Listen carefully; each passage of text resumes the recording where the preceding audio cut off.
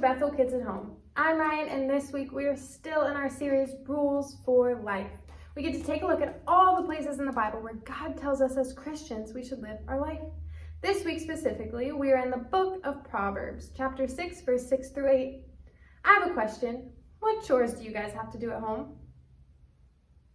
When I was little, I had to make my bed every single day.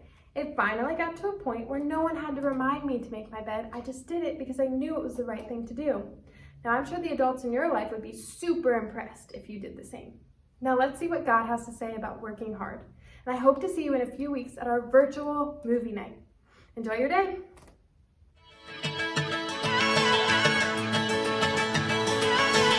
You never turn away, you never leave my side.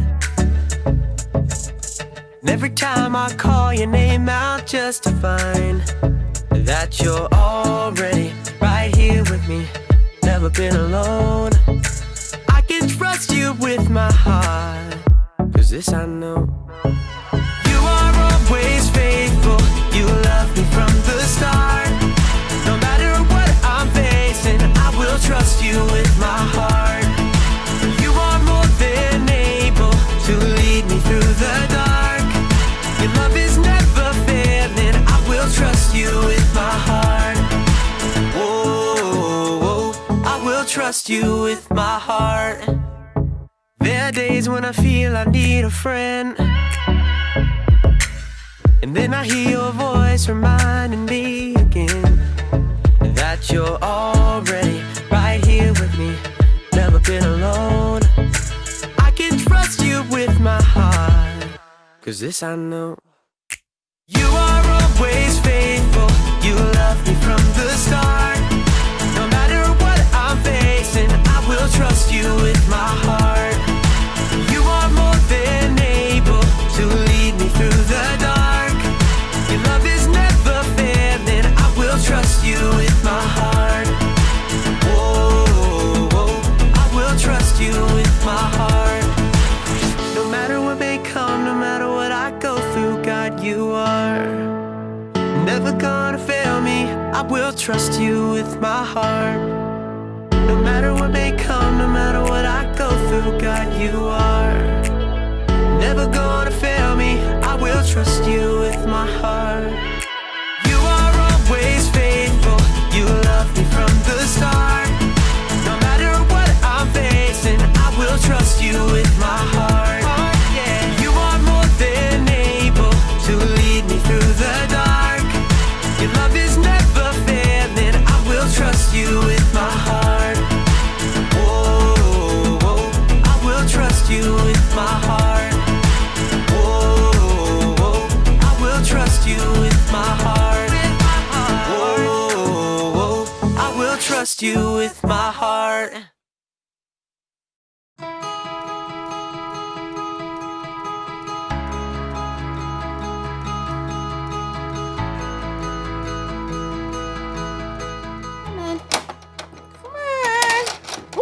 Come on, ball.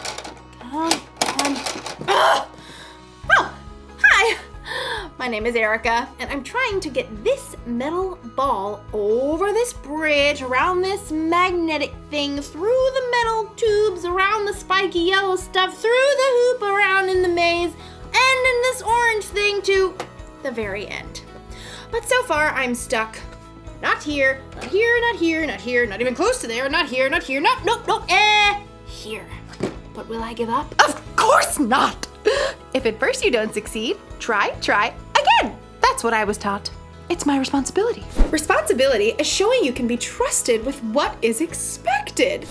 Let's do this. Okay, now I give up. I tried again.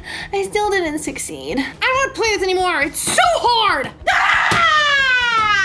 I don't want to do it if it's hard. I'm tired. My head hurts. I want to do something else. This can't be right. I shouldn't quit doing something just because it's hard. I'd never get anything done if I did that. Let's do this. Hold on. I can do it. Hold on.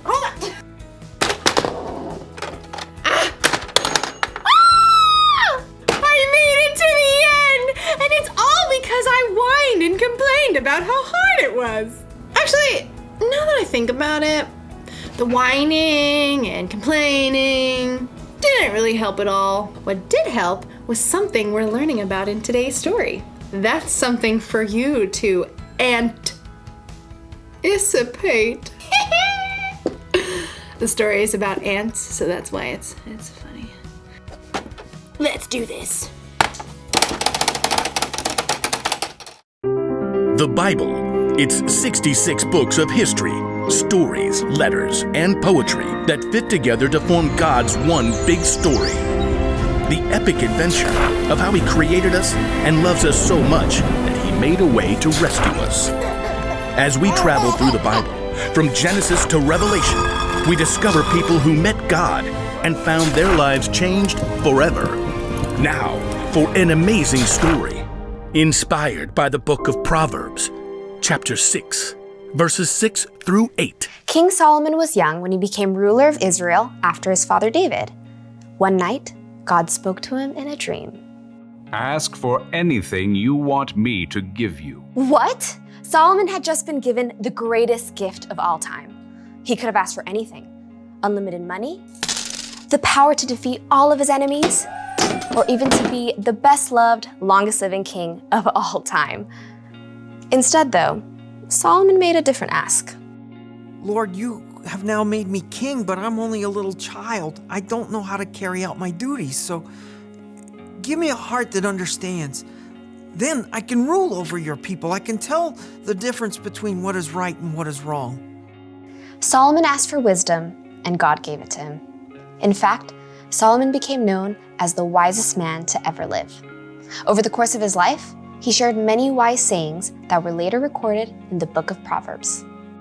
These sayings are to help people do what is just and fair, to help young people learn wisdom.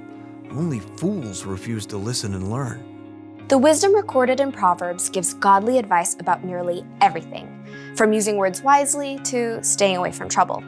But the most famous passages talk about the value of hard work. You people who don't want to work, think about the ant. Consider its ways and be wise. It has no commander, it has no leader or ruler, but it stores up its food in summer. It gathers its food at harvest time. When was the last time you paid attention to an ant, other than the one that you were going to squash on the kitchen floor? To better understand what Solomon means about work, well, I think it's time we take a closer look. Did you know that there are about 1 million ants on Earth for every single human? Yikes! My skin is crawling right now. But just look at how amazing these little guys are. Like Solomon said, nobody lays out a set of rules for them. Nobody offers them an allowance or more screen time if they finish their work. God made them in such an incredible way that they stick with it and get the job done. In fact, some ants can lift up to 50 times their own weight. If you were that strong, you could lift an entire car.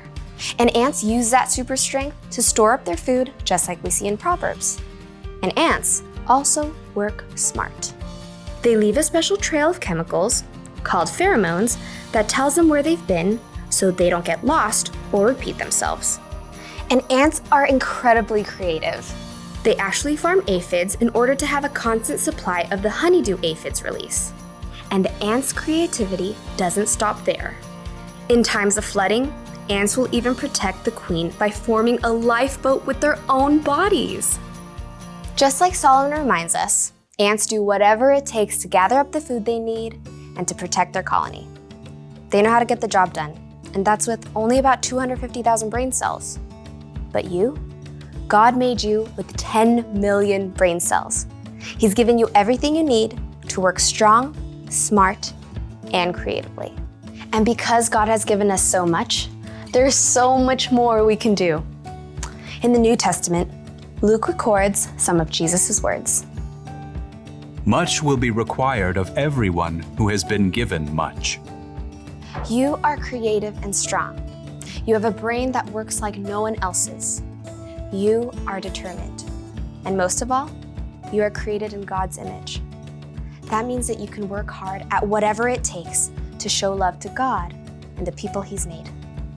Sometimes that might look like helping raise funds to provide clean water for kids on the other side of the world. Sometimes that might look like cleaning your room before your mom has to remind you 5 times. Or working hard to help your little sister to build an epic Lego palace. Whatever your work, remember Solomon's wisdom. You people who don't want to work, think about the ant. Consider its ways and be wise. It has no commander, it has no leader or ruler, but it stores up its food in summer. It gathers its food at harvest time. Be wise. Work hard. God has given you everything you need to follow through.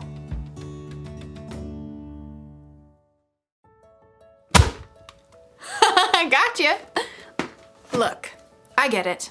Work is hard, but if we don't work, nothing will ever get done. Think about it. If the ant didn't work, he wouldn't have any food stored up for the winter. We actually need work. Plus, think about Jesus. He gave us an example for how to love people and serve others, and he always did it gladly, working with all his heart. When we work, we should do it with a good attitude.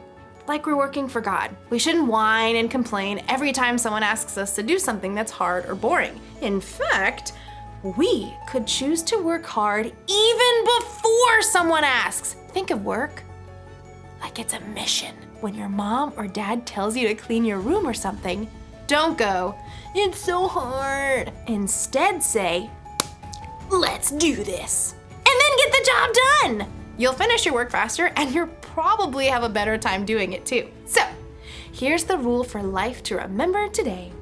Work hard. When you work, put your heart into it. It'll feel good to accomplish something. And when you play, you can put your heart into that too. Yes! Mission accomplished! See you next time.